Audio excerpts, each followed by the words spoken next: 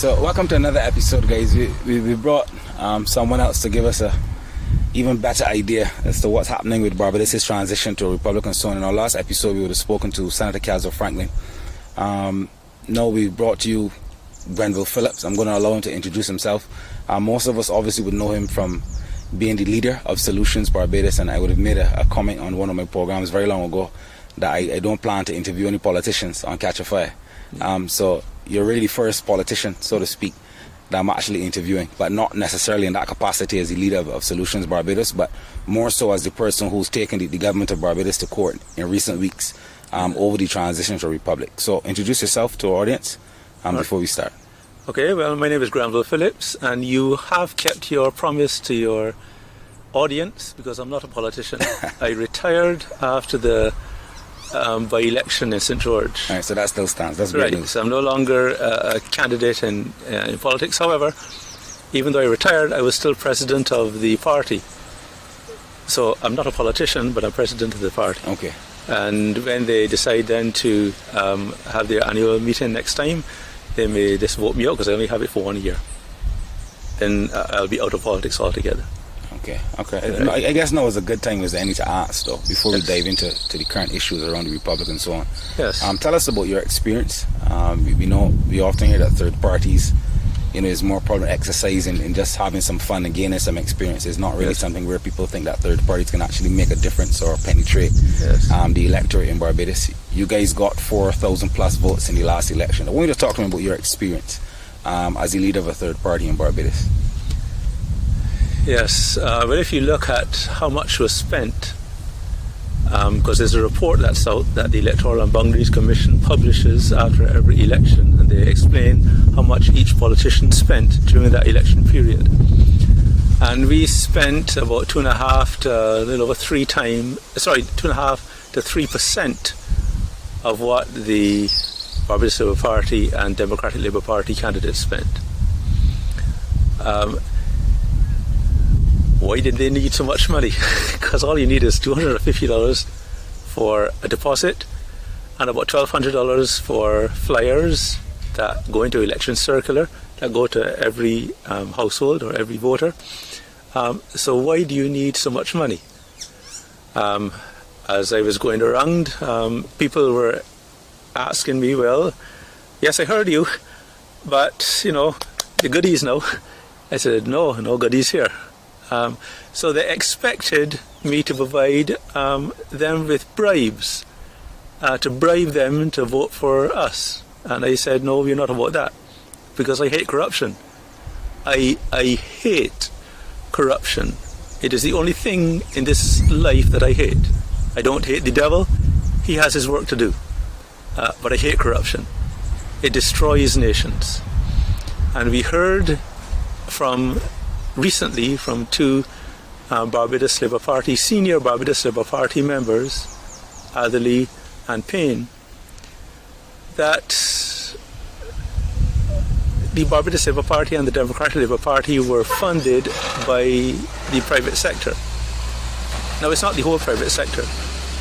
Most of the private sector in Barbados is competent and competitive. There are two types of private sector in Barbados. The private sector is divided into the competitive and uncompetitive. The competitive usually get better, they offer value for money, and they become internationally competitive. So you got no support throughout the campaigns that you ran in your various election campaigns? Were you offered any? Yes, but we don't want it. Okay, so I've decided as a party, we do not want funding. If you're going to be funded, we are funded by our own resources. Nothing else. Right. Our own resources. So what was the aim of Solutions Barbados, realistically? Yes, the aim of Solutions Barbados was to give the people of Barbados a competent alternative. And therefore we put together a set of policies that everyone that read them acknowledged that ours were the stronger policies. And then we put together a set of people who can carry out those policies. So we gave the people of Barbados the opportunity to break this BLP, DLP stranglehold, if you will. There is only one party in Barbados. in terms of BLP and DLP. They're not two parties. They're one party. The only people that think that there are two parties are the foot soldiers, the die-hard supporters, and they must think so that they can let the public think that there is this illusion of two parties. There's only one. Okay, so explain it to the foot soldiers. Explain it. When you say it's one party, what do you mean exactly?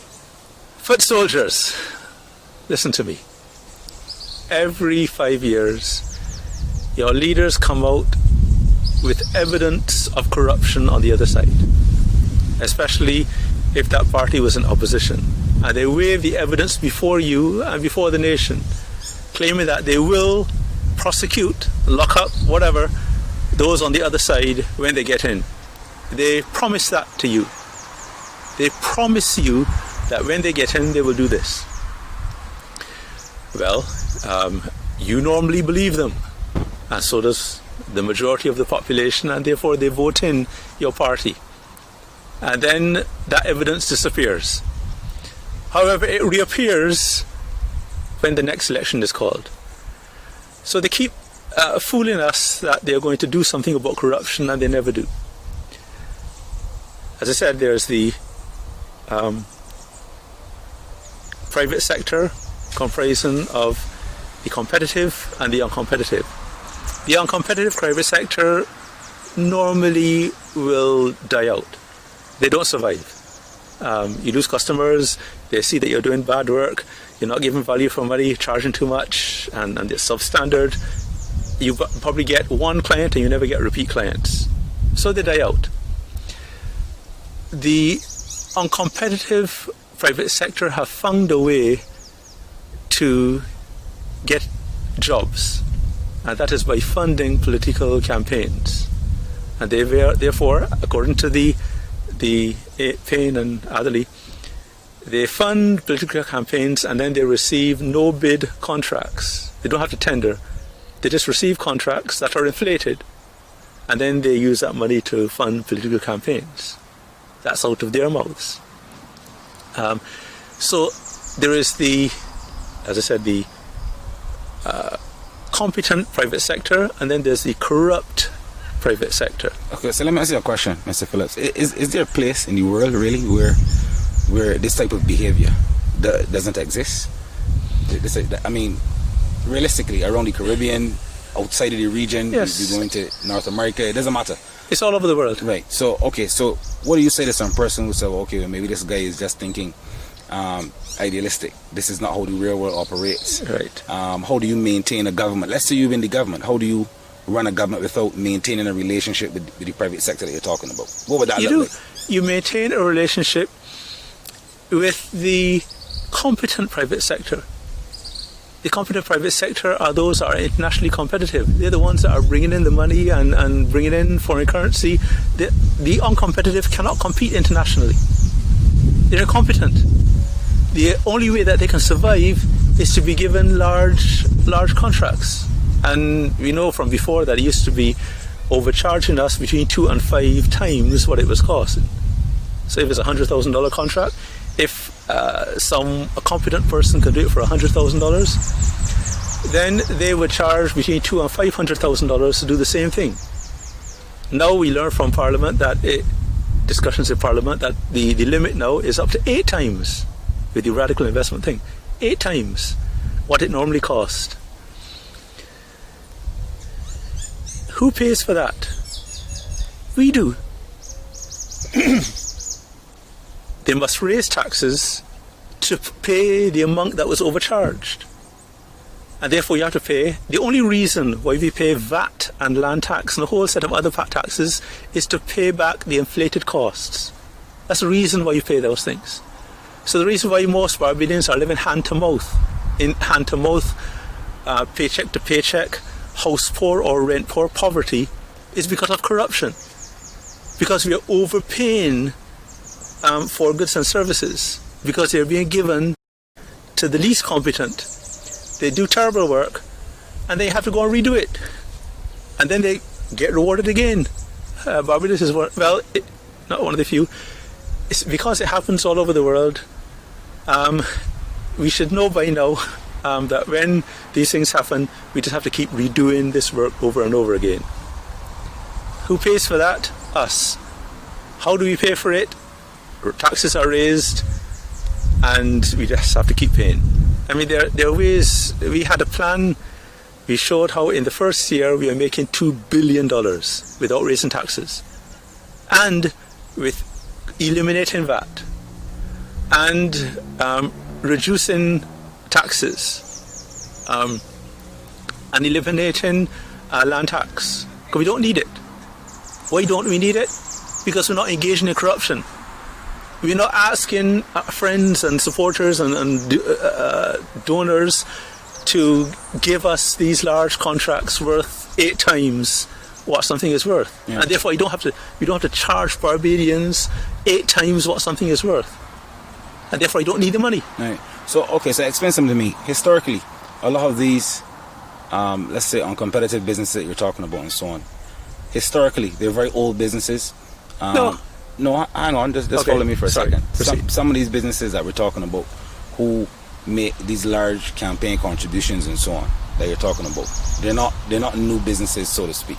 Not all of them. Some of them are old businesses. So historically, hasn't this been something that's been endemic from slavery into colonialism into who it is that runs the country, where we have politicians who are just the front? As you said, they're just one party. Who is behind it? So at the end of the day, who are these people that you're talking about? Yes. How do we break the cycle? I'm trying to get the solutions. Yes. I only was able to follow it like 40 years ago. Okay. Because that first 10 years of our independence was our golden age. I do not think we wanted to go corrupt. You could just look at it. I mean, you could just look at the budgets in those times. The budgets were small. The amount of debt that we were in was minuscule. I think after that first 10 years, the debt was like, what, 250 or so, or something, $1 million in debt. And then after the next 10 years, we were up to about $3.1 billion in debt. And then you could go and look and see, well, I could see that, but how much was it actually worth? So you can start following it after that first 10 years. That first 10 years, as I said, it ran fairly economically. There wasn't a lot of money on the table. Politicians got paid very little. You could just read the history of Barbados and see. So that first 10 years, we seemed to be on the straight and narrow. Plus, we had just become independent. We wanted to show that we could do it. We knew from the African countries that went independent what happened to them, the dictatorships and all the corruption that happened, that it seems Barrow was intent not to let that happen to us. And that's why I say that first 10 years was our golden age. Yes, they made mistakes, some bad mistakes, but generally when you look economically, our golden age. And then the wheels fell off, and they've been falling off ever since. So you can just look and see from the central bank reports, from the IMF reports, from World Bank reports, the kind of spending that we've been doing, where we've been getting the money from, what it's been spent on. So there needs to be, and then we have the Auditor General. Because we are a constitutional monarchy, and the Queen insists that the government run the country without interference. She does not intervene. She does not interfere if they mismanage the economy. She does not interfere or intervene if they mismanage public sector services. She does not intervene if we do all sorts of corruption. She does not intervene. But she makes sure that every year Barbadians know about how much corruption there is that's going on, what it really is, as opposed to just the public relations. And therefore the Auditor General comes out every year and explains, well, good grief, we have problems. We have cookies missing. There's a trail of crumbs leading here. He explains it. Now you can go and look at our Auditor General report and compare it to Auditor General reports of, let's say, Dominica Republic. Very, very tame. Not like ours. Ours, you know, the fellow has no fear. The fellow has no fear. He just calls it as he sees it and let the chips fall where they may, as opposed to just niceties. That's what we're going to lose. So every year we know it gets worse and it gets worse and it gets worse and it gets worse. And what do? We are so accustomed to it now that we don't care. We just don't care, like the frog that's being boiled in the water. We just don't care. So the corruption doesn't bother us. I started Solutions Barbados because I was so shocked at the amount of corruption. And as I said, I hate it with a passion. So what was the solution? The solution, we gave the solution. It was a very simple solution. And it doesn't cost Barbados anything. So the solution is a voting solution to Barbados? That's the solution? No, anyone could do the solution. The solution, that's why we provide the solution so that any other party, if they want to, just follow the solutions and therefore get the same results. Right. The solution for corruption is simply whistleblower legislation. Right. So what we plan to do was we plan to notify every consultant and contractor who worked in Barbados since independence. And we tell them there's an amnesty for a month. Come and whatever bribe you gave, you come and pay it, and then it's as if it never happened. You just come and pay your fine, if you will, your penalty. And the penalty is whatever bribe you gave, you come and pay that. But when you come and pay that, you have to say who you gave it to or who you received it from. So both the givers and the receivers come within 1 month and get this thing off your conscience. Just come and pay. After that, you're going to have to pay 10 times the value. And also, you'll be convicted. If you don't come, you'll be convicted. Now, contractors who are earning like $500 million a year on projects have no difficulty paying that $1 million penalty or whatever it is. They have no difficulty because they have this sword over their head and they don't know when it's going to be cut. And also, any contractor or consultant who is convicted of bribery cannot work on IDB projects or World Bank projects like 20 years. You can go into the World Bank website or the IDB website or these websites of these international donors and you will see a blacklist of consultants and contractors. I know some of them. I've been in the industry for the past 30 years. So they can't work for another 15 years, another 20 years, another 10 years, depends on what they've been convicted for. They don't want to put $500 million worth at risk for just $1 million. And as I said, I talked to some, I entertained some in Barbados, and they couldn't wait. They couldn't wait to get that Damocles sword from over their heads. Because they don't know when a politician will get squeezed, like in the US, whatever. And when they're squeezed, they start revealing the beans. So we gave everyone out. 1 month, come and tell. Now we don't expect all to come, and therefore, after that we have whistleblower legislation where the whistleblower gets as a reward the entire bribe. If someone gave $1 million, you get $1 million. When I was out campaigning, they said, "Oh, that belongs." I said, "I don't want to know. I don't want to know. If we get in, it's yours." So the penalty is 10 times, and 1 time that amount will go then to the person, and then they had to pay back the 9 times. Okay, so they were not going to benefit from corruption. Right. From somebody who's involved in contracting and engineering and so on, what have you seen in terms of the distribution of contracts over the years, be it small business, medium-sized contractors, large contractors? What have you seen? All right. There were always berries given to the boys and girls. So for the past 40 years, they've always been berries given. However, the tree was always large enough that they got their berries and you didn't care. You're working, I'm working. You get a berry for being a loyal supporter of the party. I get mine legally with no bribing. You know, we're all good. But under the last administration, it was terrible. I couldn't work for 7 years. Every apple in the tree went to one. Only supporters got. If you're not a supporter, you got nothing. As I said, for 7 years, I could not work in my field. Yet the Lord took care of me because I work for the Lord. I love the Lord with all my heart. all my soul and strength, I love the Lord. And therefore, I was taken care of. I found other work to do, and I did other work, and I paid, my expenses, and all was good. But I was disappointed. Under this government, it has been better. Tendering resumed. Actually, towards the end of the last government, tendering resumed. So the first 7 years, no tendering.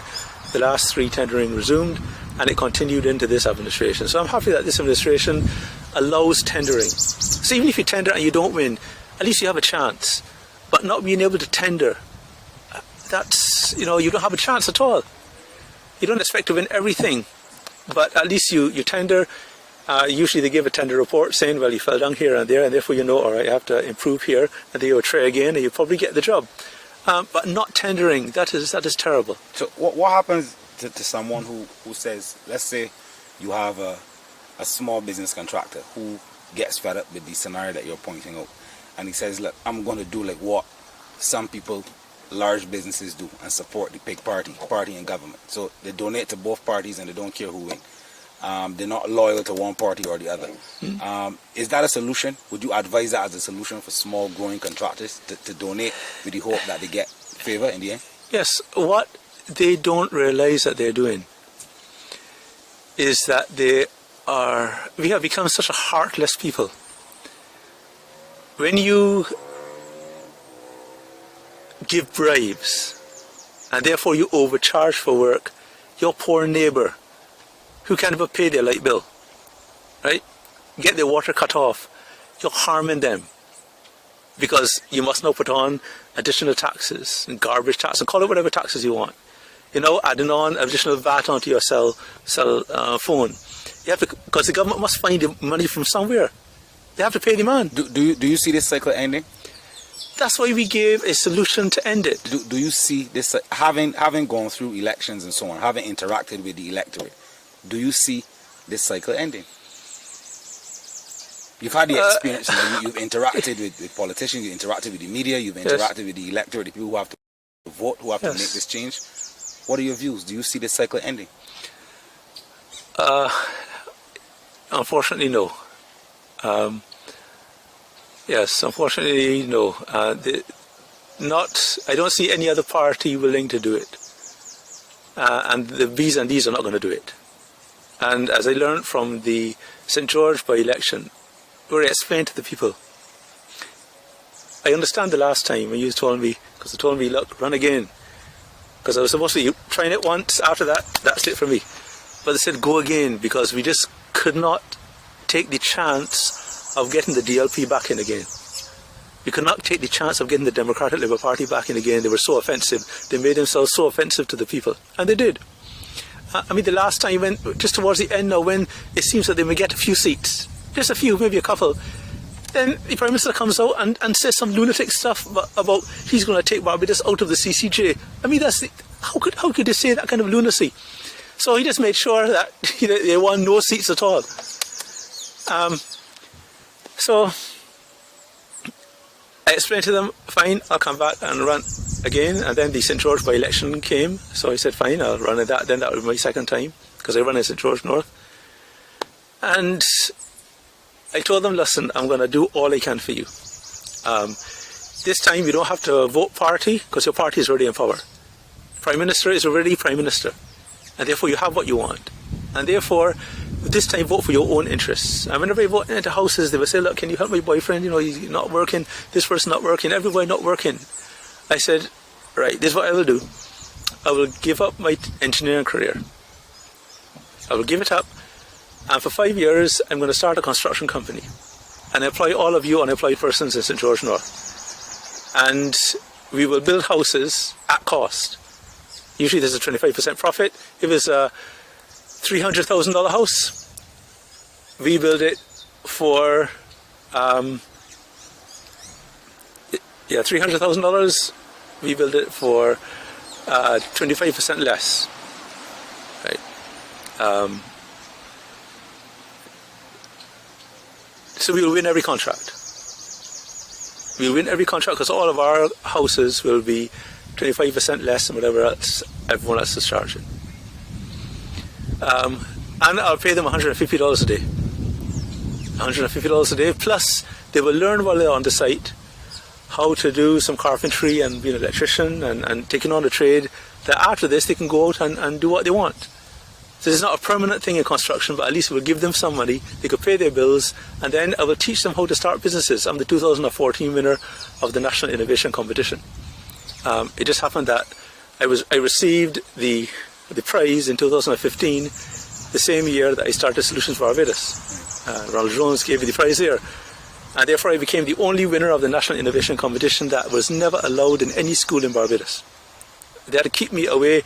Since then, I can't get any articles, or rarely get articles published in the newspaper. You know, we send out press releases, you know, every week. In the established media, they carry none of them. They may carry one a year. This year they carried none. Therefore, they ignore 52 or 51 of them. Right. That's just it. Okay. All right. Fast forward now to what obviously has you in the spotlight currently. And this is you taking the government of Barbados to court. What is unlawful about what the government is doing right now in terms of the transition towards a republic in a few days' time? Yes. Well, our constitution explains how things are to be done, how you can alter the constitution of Barbados.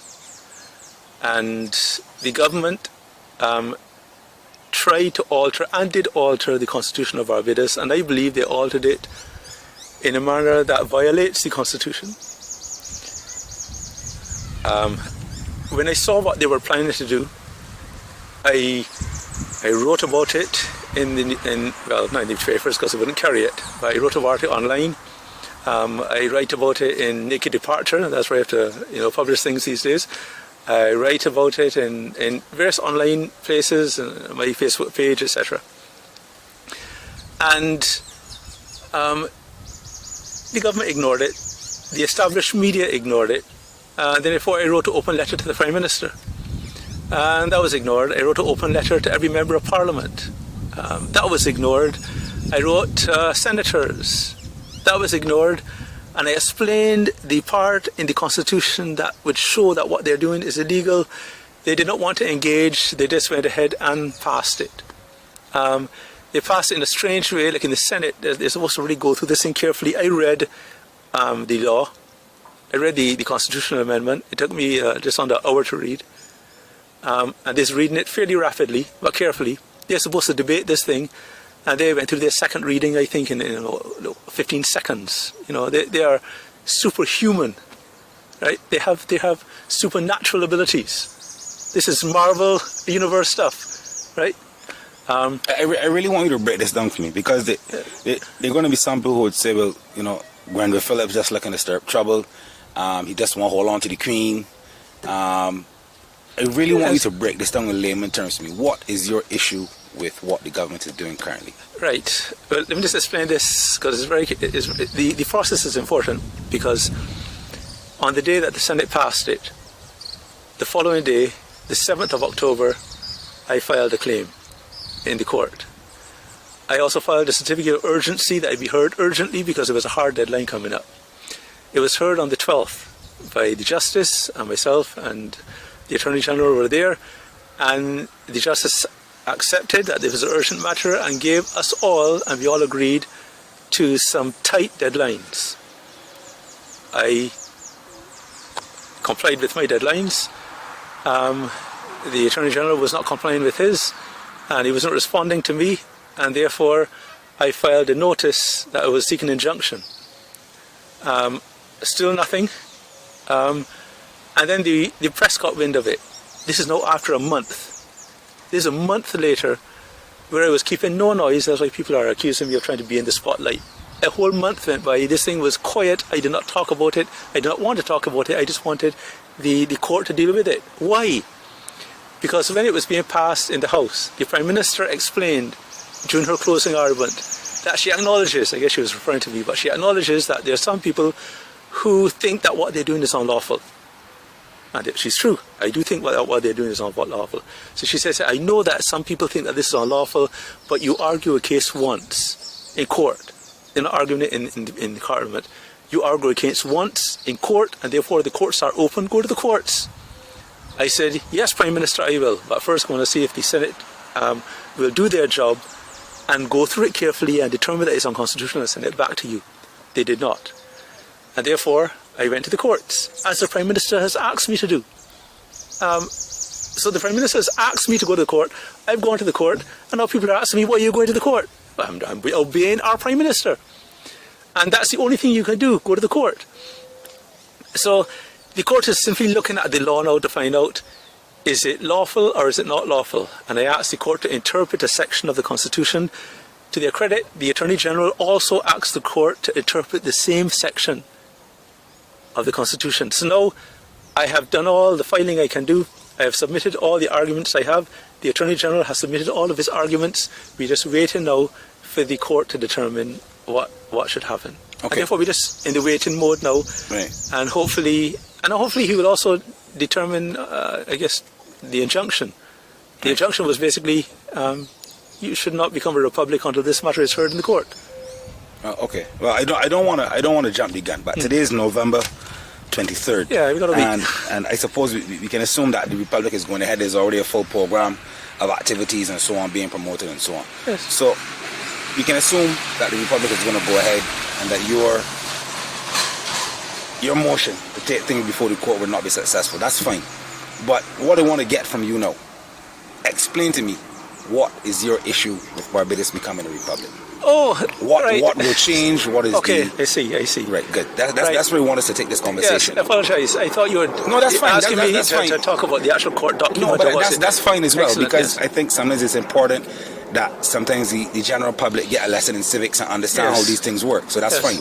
I did want you to explain that, so you didn't do anything wrong in that regard. Yes. But I'm not asking you. That aside, let's assume that things go ahead as planned, as they're being currently planned and promoted in the public domain right now. Barbados becomes a republic November 30th. What happens after? What is the issue, or what do you? Okay, what are the challenges that you foresee? Because there are a lot of people, not to cross you, but there are a lot of people out there in the general public who generally don't have a basic understanding of what the Constitution is about, what the transition to republic is about. Some people think the flag has to change. Some people think the name has to change.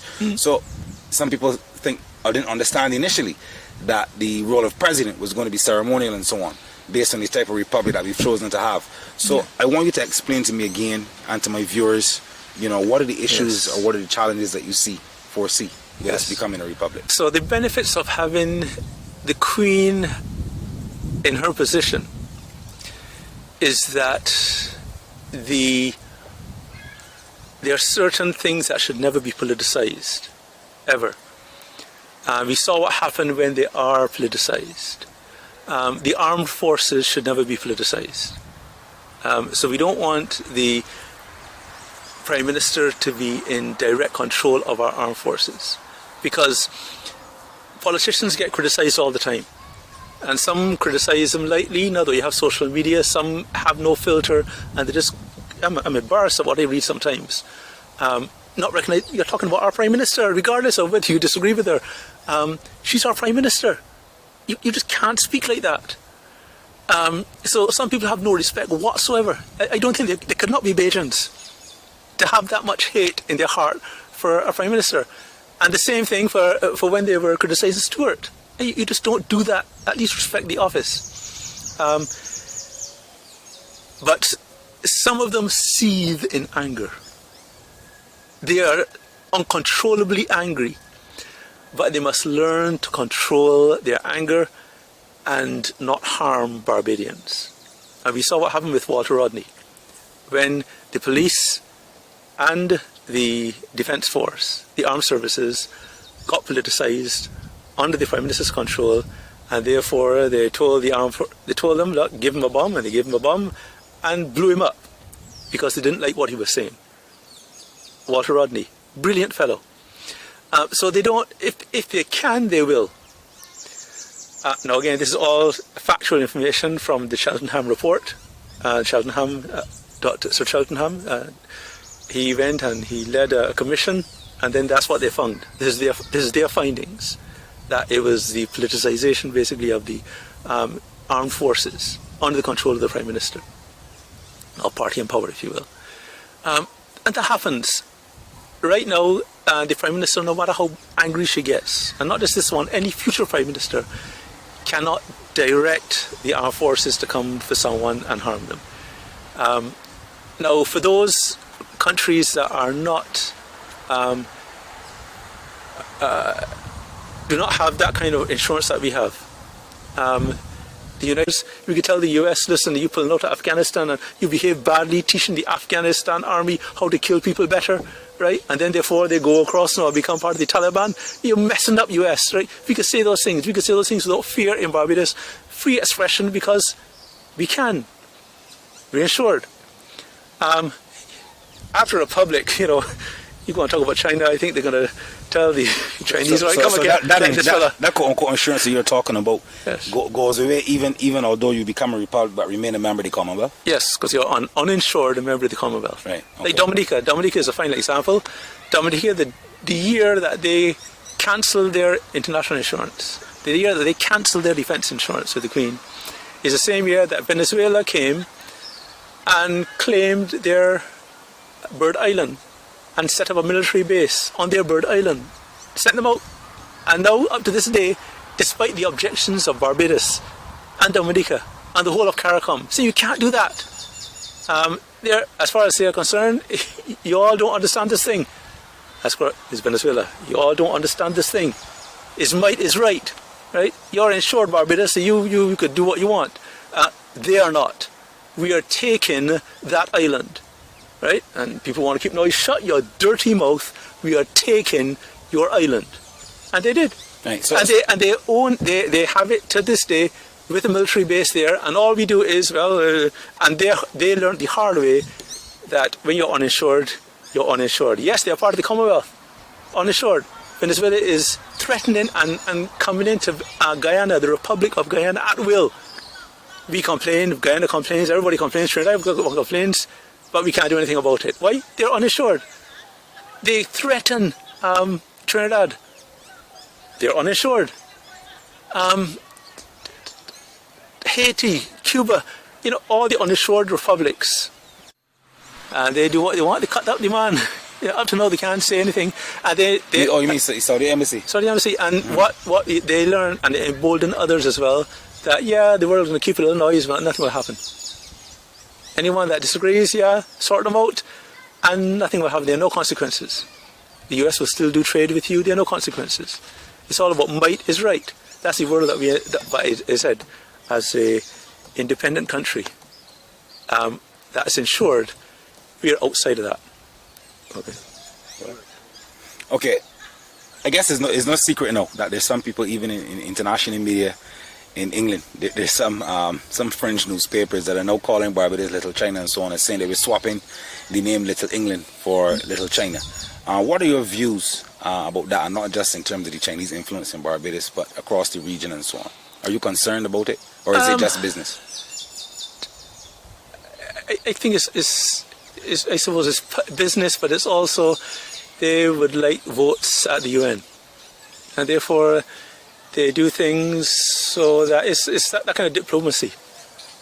They do things so that they get their votes. So we get to vote against Taiwan, right? Other countries vote for Taiwan, but that seems to be something that may cause a lot of problems within our lifetime. Probably, within 5 years, I suppose.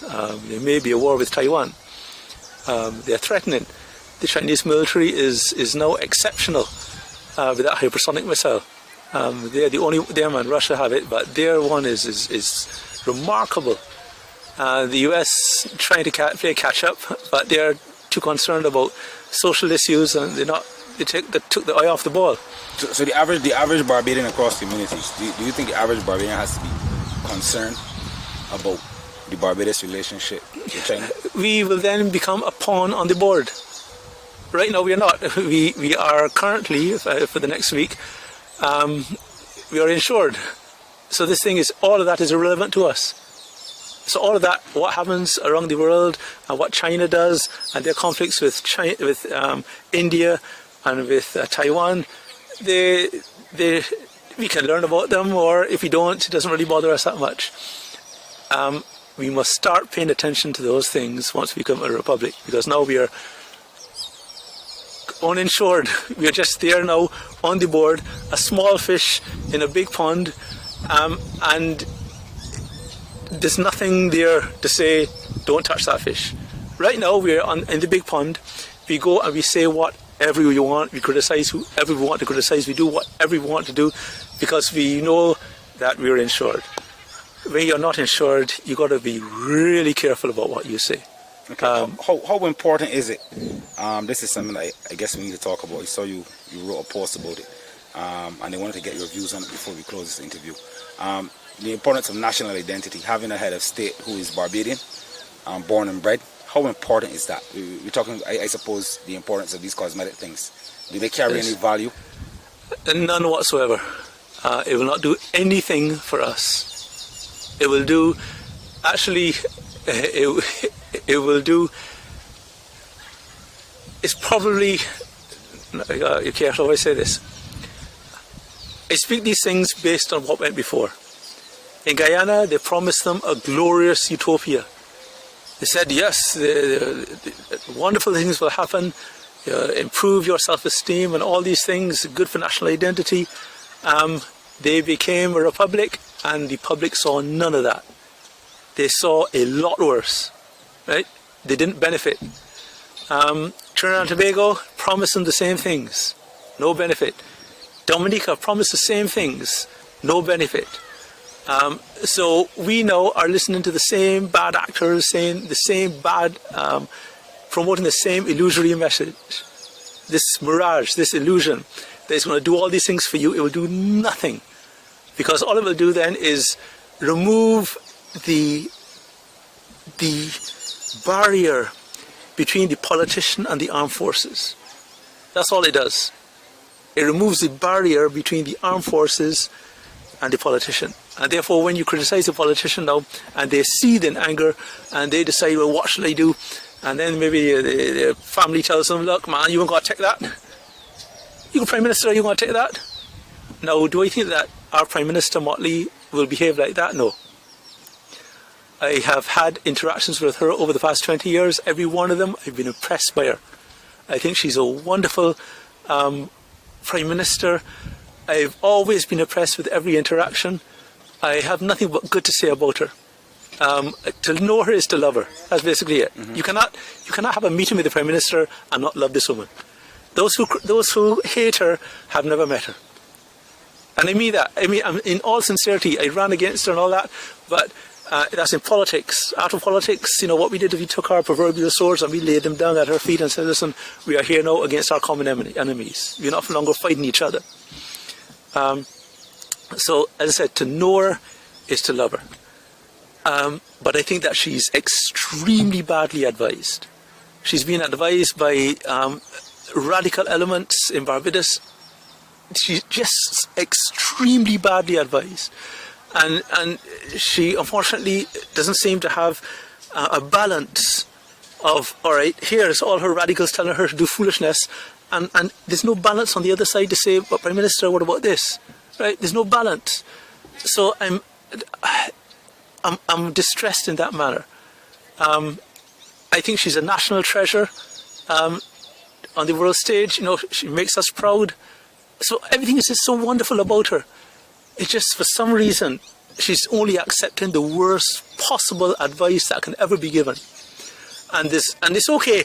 Hear that advice. Hear it. But at least have some other advice on the other side to balance it, and therefore you hear both sides, and then as Prime Minister you weigh, yes, I heard what you said, and yes, I heard what you all say, and therefore I'm going to go with this. That's good. But to only hear one side, oh, good grief, we're in trouble. Okay, we're going to wrap up now. What I want you to do for me, Mr. Phillips, is we know that election is around the corner. We can see the signs in the air. Yes. Campaigning has begun and so on. I want you to speak to the electorate of Barbados to me right now. And we're talking about creating a different level of political awareness. How should the common man communicate and handle politicians in this next upcoming election? What advice can you give the electorate? Speak candidly. What do you say to Bajans out there with the voting power right now, the masses? Yes. All right, Barbadians, I love you. I really do. I chose to put my reputation, my professional career at risk. Because many people told me that you will never work in Barbados again. You go into politics, you will never work in Barbados again. You're blacklisted. That's it. I have had my life threatened in front of witnesses when I was campaigning. That's why I campaigned alone. I've had the parties speak the worst possible things they could about me and my family. And I put my family through a lot. But it's because I wanted what's best for you. I'm not out of elected politics. So they can't accuse me now of wanting to be Prime Minister. They can't accuse me of all the things that they accuse me of. They call me a narcissist. I didn't even know what that word meant. I had to go to the dictionary to find out what does a narcissist mean. I'm the most introverted person you'll probably ever meet. You may not seem so, but I'm the most introverted. I do not like the limelight. I prefer to be the background. I'm an engineer. You know, just give me the stuff to do, I do it. I finish my work, give me, pay me, and I go on and I keep doing my work, right? I'm an engineer. I'm the first charter structural engineer to ever run in elected politics on this planet. Because we don't do it. We engineers, we stay in the background, we do our work, but it's just that I was so sick of the corruption. And that the cost of living is tied to corruption. You're paying more bills because of corruption, because you have to repay, as we understand now, 8 times what things are normally worth. I was sick of it. And therefore I gave you all a method of dealing with corruption that will benefit you. If you know about it, come and get your reward. Your reward is what? The full value of the bribe. But you didn't want it. I offered to pause my professional career. I'm going to become a contractor and just employ all of the persons in St. George North, every single one of them. You wanted a job, you come to me, $150 a day. You didn't want it, right? Well, I shouldn't really say that. The person I ran against, when that was gaining traction, she said, all right, people, don't worry. After the election, I'm going to call on Mr. Phillips. So you'll get the best of both worlds. You get me, I have the Prime Minister's ear, and you get Mr. Phillips. I can say that I haven't got a call yet, but she's not lying. She will call on me, I think, just before, she goes to the great beyond. But by then, what will happen to the people of St. George North? I mean, I love those people so much. I did all I could for them, but I gave no bribes. So what advice do you, not just St. George North? The advice is vote for Solutions Barbados candidates. They're the ones, that's the best advice I can give you. Vote for Solutions Barbados. I know you don't want to get political, I don't want politicians here. I'm not a politician, but I say that's the only way out is vote for Solutions Barbados candidates. That's it. You go and vote for B's, that means you'll vote for D's because B and D are the same. But I'm talking about, come on, Mr. Phillips. No, hold on. I'm talking about creating a different level of political intelligence out here amongst the masses. Can't. They're too entrenched. The B's and D's are too entrenched. I mean, when I go to houses and I see they have shrines to these politicians. They have the pictures there, all their candles, shrines to these politicians. Why? Because they came and they paid for, the funeral of their mother. They're not going to forget that. And people told me, look, I like what you're saying and all that, but I help those who help me. Right? So Barbados is entrenched in B's and D's. That is not going to change. That's not going to change. That's where we live. That's the reality. So you ask me, what else can you do? Vote for who? B or D? Right. So all I can tell you is vote for Solutions Barbados candidates. That's the only thing. And I'm not a candidate. Right. So don't look at me saying, he only wants this. I'm out. Right. So I won't be in it. Right. I won't be in it. You can't vote for me. Right. I'm not going to be a candidate. I already promised. God will have to come off of his throne and talk to my wife for me to go and run the politics again. Right? So, and then she will have to be convinced. So that's done. That part of my life is ended. That door is closed. I'm not in it. All I can say is vote for Solutions Barbados candidates because they're going to carry it. They hate corruption as much as I do. And therefore... So let me ask you, have you had a chance, before we close, to assess the other parties? Because we say third parties in Barbados, but there were so many. last time. There's the UPP, Yeah, 11. there's the Solutions, Barbados, there's the Yes, the Barbados 11. Free Party. There are a lot of parties. Yes. What are your assessment to the other parties in general? Yes, the 11 parties. We're not talking B's or D's now. I We just understand. talk- yeah. Yes, so the B's and D's you already know about. They're just, you put that one side and realize that if you go B's and D's, higher taxes and just, you should listen to interview him actually, Doc Broom. He's no longer a politician. But when he finished with the VLP and he came out, he gave a revealing interview. He said the policies of the Barbados Labour Party are to keep people in poverty. That's the policy. That's what policies are specifically designed to do, to keep people in poverty. You need to interview him, right? And he was a business fellow. So, all right, I approached other parties because I didn't want to go into court alone. So I wanted to find out, all right, you know, do you agree with this Republic and all? I tried to get, because I wanted to go in with them. Because I didn't want it to seem, all right, just Grenville Philips alone doing it, Solutions Barbados alone doing it. Let's have a coalition then going and doing it. But they seem to be all want this thing, where you're giving someone absolute power. As I said, and I didn't get to finish it, I said, Maya Motley, I do not think will become a dictator. Even though we were warned about Prime Minister dictatorship, I do not believe that she will become a dictator. But she will usher in the dictator. She will facilitate the dictator, and then we will know what it's like to be like, just like other uninsured nations. We will know. And why we want that for ourselves and for our children is a mystery. So, Mia Motley will not be it, the Prime Minister will not be it, but she will usher it in. And I don't think she's thinking far enough ahead to see what she is doing. So, so the others essentially want, except maybe one, but essentially they want the Republic. So that's it. You know, if they want the Republic, again, I don't mind a Republic if we put things in place to stop prime ministerial dictatorship. If we can somehow separate the Prime Minister from the armed services.